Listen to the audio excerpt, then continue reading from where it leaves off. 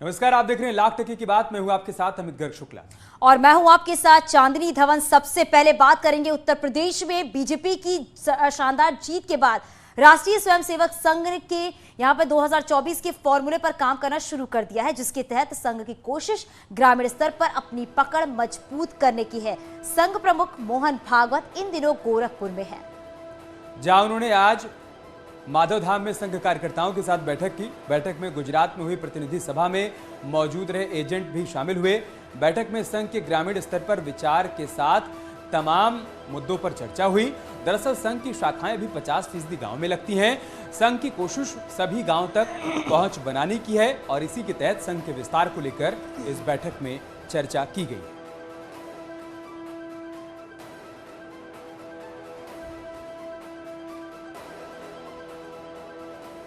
और चलिए अब आपको सिलसिलेवार तरीके से बताते हैं कि बैठक में किन किन मुद्दों पर, किन किन बिंदुओं पर चर्चा हुई है। ग्रामीण क्षेत्र में कैसे संघ का विस्तार किया जाए, पहला बिंदु यह था।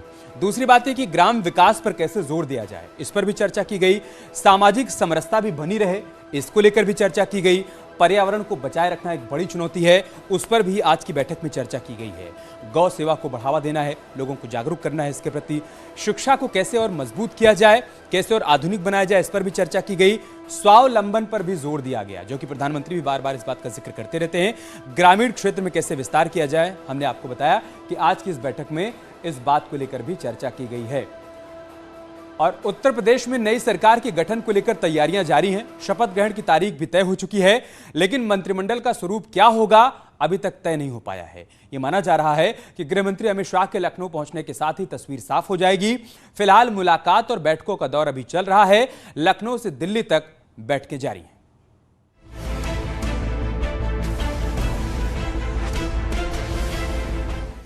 उत्तर प्रदेश में योगी सरकार 2.0 की शपथ ग्रहण की तैयारियां तेज हैं। ये तय हो चुका है कि 37 साल पुराना मिथक तोड़ दोबारा बहुमत हासिल करने वाली बीजेपी के सारथी योगी आदित्यनाथ लखनऊ के कान्हा स्टेडियम में मुख्यमंत्री पद की शपथ लेंगे। 25 मार्च को लखनऊ में शपथ ग्रहण होगा। शपथ ग्रहण के लिए शाम 4 बजे का समय तय हुआ है। शपथ ग्रहण में आने वाले नेताओं की लिस्ट भी फाइनल हो चुकी है। जानकारी के मुताबिक पीएम मोदी, गृह मंत्री अमित शाह, रक्षा मंत्री राजनाथ सिंह समेत बीजेपी शासित राज्यों के मुख्यमंत्री और पार्टी पदाधिकारी शामिल होंगे। लेकिन अब तक ये फाइनल नहीं है कि मंत्रिमंडल में कौन शामिल होगा और कौन नहीं। सूत्रों के मुताबिक उत्तर प्रदेश के पर्यवेक्षक बनाए गए गृह मंत्री अमित शाह और सह पर्यवेक्षक रघुवर दास 21 मार्च को लखनऊ आ सकते हैं। इन दोनों नेताओं के आने पर बीजेपी विधायक दल की बैठक होगी, जिसमें योगी आदित्यनाथ को औपचारिक तौर पर विधायक दल का नेता चुना जाएगा। बैठक की अगुवाई अमित शाह ही करेंगे, जिसमें डिप्टी सीएम और मंत्रिमंडल पर अंतिम फैसला होगा। जानकारी के मुताबिक विधायक दल की बैठक के लिए 24 मार्च का वक्त तय किया गया है। अब तक की मिली जानकारी के मुताबिक उत्तर प्रदेश के पर्यवेक्षक बनाए गए केंद्रीय गृह मंत्री अमित शाह और रघुवर दास 24 मार्च को लखनऊ आ सकते हैं। इस मौके पर अमित शाह लखनऊ के लोक भवन में शाम 4 बजे बड़ी बैठक करेंगे। इस बैठक में मुख्यमंत्री के तौर पर योगी आदित्यनाथ, साथ में 2 डिप्टी सीएम के नामों का ऐलान किया जाएगा। बड़ी बात यह है कि जिस तरीके से उत्तर प्रदेश में योगी सरकार के कामकाज पर मुहर लगाई है जनता ने, इसको देखते हुए पार्टी भी ये चाहती है कि नई सरकार का गठन, उसका प्रारूप और शपथ ग्रहण कार्यक्रम बेहद भव्य होने चाहिए, ताकि संदेश दूर दूर तक जाए। मंत्रिमंडल में जगह पाने के लिए उत्साहित दिख रही निषाद पार्टी को इस बार काफी उम्मीदें हैं। निषाद पार्टी के राष्ट्रीय अध्यक्ष संजय निषाद ने न्यूज 18 से खास बातचीत में कहा कि हम लोग बीजेपी के साथ हैं, हम लोग पॉलिटिकल बार्गेनिंग नहीं करते। पॉलिटिकल बार्गेनर नहीं रहे, हम लोग शर्तों की राजनीति नहीं, सिद्धांतों की राजनीति करते हैं। सिद्धांत है कि जिसकी 2 जून की रोटी, कपड़े, मकान छीने गए हैं 70 साल से। देखो, वो बड़े भाई हैं, मैं छोटा भाई हूँ। बड़े भाई की जिम्मेदारी बनती है, बड़े भाई से तो मांगा जा सकता है ना। बड़े भाई की जिम्मेदारी बनती है छोटे भाई को अपने साथ चला, लेकर चला उन्होंने अपने जैसे। भारतीय जनता पार्टी एक चाय वाले बेटे को प्रधानमंत्री बना सकती है, तो डिप्टी सीएम की उम्मीद है। डॉक्टर संजय एक निषाद राज के वंशज कुछ भी बना सकती है। निषाद पार्टी के अलावा अपना दल सोनीवाल भी लगातार मंत्रिमंडल में अपने विधायकों और नेताओं को जगह दिलाने की कोशिश में है। अब देखना ये है कि मंत्रिमंडल पर जारी महामंथन का निचोड़ क्या निकलता है और शपथ ग्रहण के दिन तस्वीर क्या दिखाई देती है। न्यूज 18 के लिए ब्यूरो रिपोर्ट।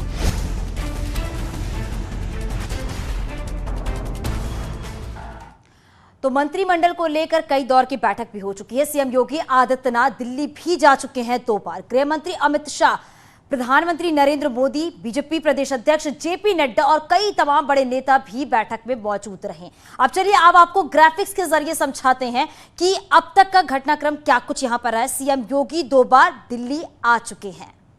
दूसरी बड़ी बात यह है कि पीएम मोदी अमित शाह से मुलाकात भी हो चुकी है इस दौरे के दौरान। जेपी नड्डा, बीएल संतोष भी मुलाकात के दौरान मौजूद थे, उनसे मुलाकात हुई है।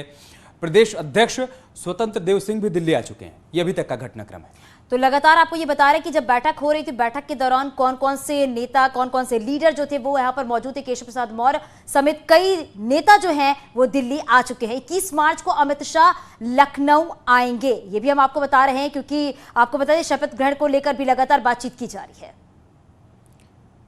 तो मंत्रिमंडल को लेकर कई दौर की बातचीत हो चुकी है। हमने आपको बताया उत्तराखंड का अगला सीएम कौन होगा, अभी ये सवाल बरकरार है। मुख्यमंत्री को लेकर दिल्ली से देहरादून तक चर्चाओं का दौर भी जारी है। इस बीच ये साफ हो गया है कि 23 मार्च को देहरादून के परेड ग्राउंड में नई सरकार का शपथ ग्रहण समारोह होगा, जिसके लिए तैयारियां पूरी हो चुकी हैं।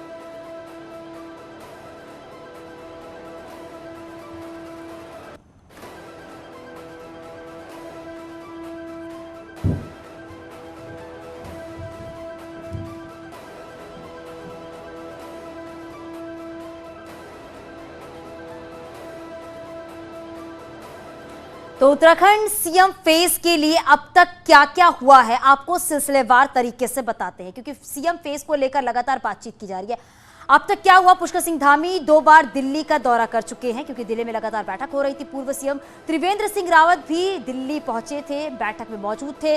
रमेश पोखरियाल के साथ अमित शाह भी इस बैठक में थे, क्योंकि सीएम फेज को लेकर लगातार चर्चा की जा रही थी।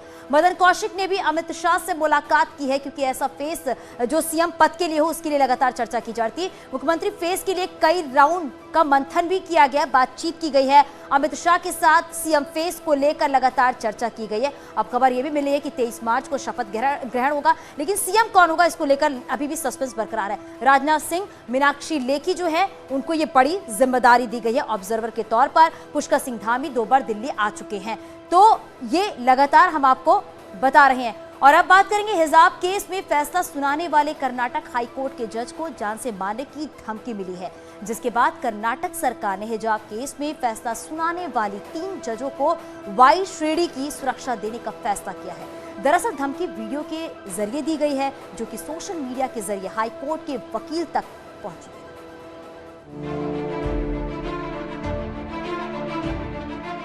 हिजाब केस पर अभी हंगामा जारी है और इस बीच हिजाब केस में फैसला सुनाने वाले कर्नाटक हाई कोर्ट के एक जज को जान से मारने की धमकी ने सभी को सन्न कर दिया है। दरअसल जान से मारने की धमकी हाई कोर्ट के चीफ जस्टिस ऋतुराज अवस्थी को मिली है। हालांकि ये धमकी उन्हें सीधे तौर पर नहीं दी गई, बल्कि हाई कोर्ट के वकील उमापति को सोशल मीडिया पर एक वीडियो मिला, जिसमें एक व्यक्ति खुलेआम जान से मारने की धमकी दे रहा है।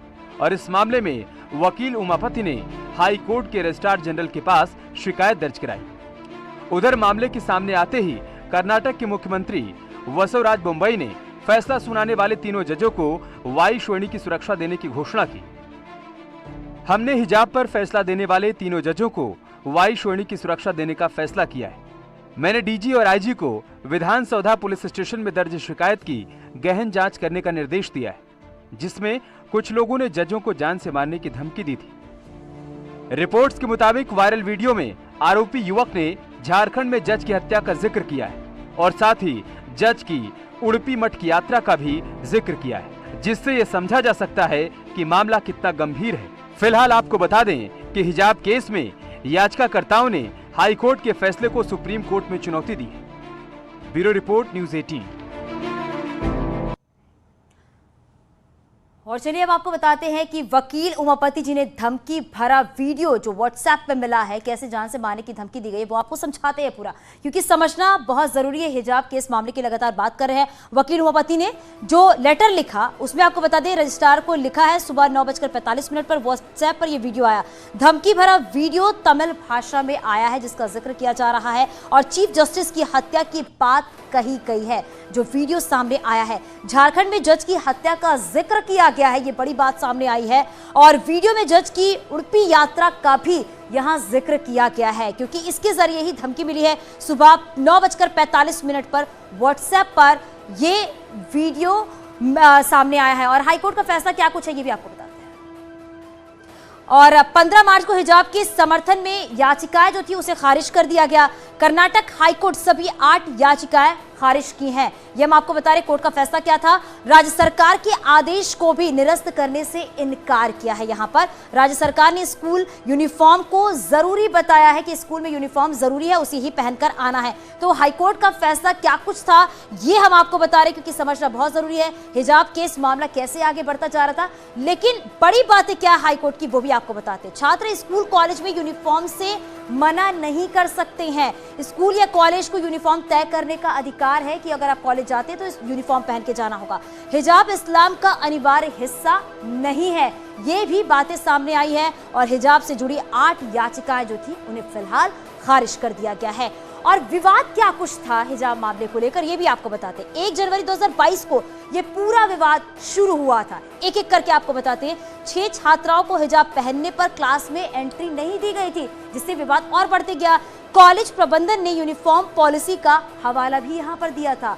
और इसके बाद बात करें तो छात्राओं ने हाईकोर्ट में याचिका दायर की और जिसके बाद एक के बाद एक ये मामला बढ़ते चला गया है। और आगे बढ़ेंगे, बात करेंगे फिल्म द कश्मीर फाइल्स पर। सियासत जारी है और इस बीच सियासत के गलियारों से आई 2 तस्वीरें या फिर यूं कहें बयानों ने चर्चाओं को नया मोड़ दे दिया है।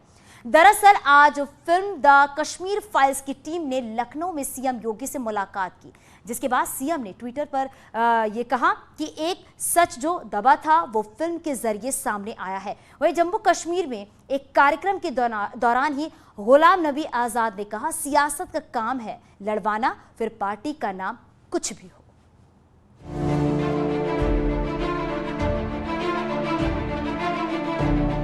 जैसे मैंने कहा कि पॉलिटिकल पार्टीज का काम रहेगा 24/7 डिवाइड करना, क्योंकि कश्मीर में तो हालात बदल गए पिछले 30-32 साल से। वहाँ हम जहाँ देखते हैं अपने मुसलमान भाइयों को देखते हैं। ये बयान ऐसे समय में आया है जब घाटी में हुए नरसंहार को लेकर बनी फिल्म द कश्मीर फाइल्स पर चर्चा जोरों पर है और सियासत उफान मार रही है। ऐसे में गुलाम नबी आजाद के इस बयान ने सभी सियासी जमातों को सवालों के कटघरे में ला खड़ा किया है। बांटना धर्म के नाम पे, कास्ट के नाम पे, वो मेरी पार्टी हो, दूसरे किसी पार्टी को, रीजनल हो, नेशनल, मैं किसी को माफ नहीं करूंगा। इस बीच द कश्मीर फाइल्स फिल्म की टीम लखनऊ पहुंची, जहां टीम ने उत्तर प्रदेश के मुख्यमंत्री योगी आदित्यनाथ से मुलाकात की, जिस पर मुख्यमंत्री योगी आदित्यनाथ ने ट्वीट किया। फिल्म मजहबी कट्टरता और आतंकवाद की अमानवीय विभीषिका को निर्भीकता से प्रकट करती है। निसंदेह ये फिल्म समाज और देश को जागरूक करने का काम करेगी। ऐसी विचारोत्तेजक फिल्म निर्माण के लिए पूरी टीम को बधाई देता हूं। बता दें कि उत्तर प्रदेश में फिल्म को पहले ही टैक्स फ्री किया जा चुका है। इससे पहले गुजरात, हरियाणा समेत कई राज्यों ने फिल्म को टैक्स फ्री किया था। हालांकि फिल्म की जहां एक और बड़ा तबका तारीफ कर रहा है, तो फिल्म की आलोचना भी खूब हो रही है। लखनऊ में सीएम योगी से मुलाकात के बाद फिल्म द कश्मीर फाइल्स की टीम ने क्या कुछ कहा वो भी आपको दिखाते हैं। हमारी जो फिल्म की जो सक्सेस है उसके लिए उनने हमें बधाई दी और बाकी यही कि किस तरह से हिंदी फिल्म जगत को यूपी में एक बहुत प्रबल तरीके से स्थापित किया जाए और जो एक बम्बई में जो फिल्मी हिंदी फिल्म इंडस्ट्री है किस तरह से वो भी पनपे और हम यहाँ उत्तर प्रदेश में भी उसके विकास के लिए काम कर सकें, इस बारे में बातचीत हुई। और बाकी तो भारत के भविष्य के बारे में ही होती है बात। कश्मीरी पंडितों का, कश्मीरी हिंदुओं का जो दर्द जो पिछले 32 साल से छुपा के रखा गया था वो अब लोगों तक पहुंचा है। हम उनके दुख को दूर तो नहीं कर सकते, लेकिन कम से कम इस अपार सफलता की वजह से शायद उनके जख्मों पर थोड़ा थोड़ा मलहम लगे। और योगी जी ने जो इसको टैक्स फ्री किया है उसके लिए हम उनका धन्यवाद करते हैं। एक ऐसा मुद्दा था जो बहुत सालों से दबा हुआ था, ये सच किसी को पता नहीं था। इसलिए जिस तरह से भारतीय एक हो गए हैं ये फिल्म देखने के बाद और सारे हमारे कश्मीरियों के साथ, कश्मीरी हिंदुओं के साथ जिस तरह से खड़े हो रहे हैं, सिर्फ भारत में नहीं पूरी दुनिया में, ये एक बहुत ही अद्भुत सी चीज़ है। और इसके लिए मैं ईश्वर का धन्यवाद देती हूँ। और लाख टके की बात तो ये है कि फिल्म ने कश्मीर के उस दौर को चर्चा में ला दिया है जिस पर अब तक चर्चा नहीं होती थी। हालांकि गुलाम नबी आज़ाद का ये कहना है कि सियासी पार्टियां लड़वाती हैं या फिर महबूबा मुफ्ती को कश्मीरियत की याद आ जाने के सियासी मायने भी हो सकते हैं। और बात करते एक बड़ी खबर की, पीएम आवास पर एक गाड़ी अचानक से खराब हो गई। मामला पीएम आवास के एग्जिट गेट का बताया जा रहा है। गाड़ी के खराब होने से हड़कंप मच गया। गाड़ी के आगे नहीं बढ़ने पर आसपास सुरक्षाकर्मी हरकत में आए और चालक और गाड़ी में बैठी महिलाओं से पूछताछ की। काफी देर बाद भी गाड़ी के नहीं हटने पर एसपीजी और बम निरोधक दस्ते ने मौके पर गाड़ी की छानबीन की। बाद में कुछ संदिग्ध नहीं निकलने पर गाड़ी को क्रेन से उठवाकर थाने भेज दिया गया। आवास में उत्तराखंड के मुख्यमंत्री को लेकर बैठक चल रही है और करीब 1 घंटे से प्रधानमंत्री के घर के बाहर ये गाड़ी खराब हो गई है। इसको यहां से अभी तक टो नहीं किया गया, लेकिन जो एसपीजी है और दूसरी जो सुरक्षा जांच एजेंसी है वो यहां पे आ गई है, इसको जांच कर रही है कहीं इसमें कुछ विस्फोटक तो नहीं है।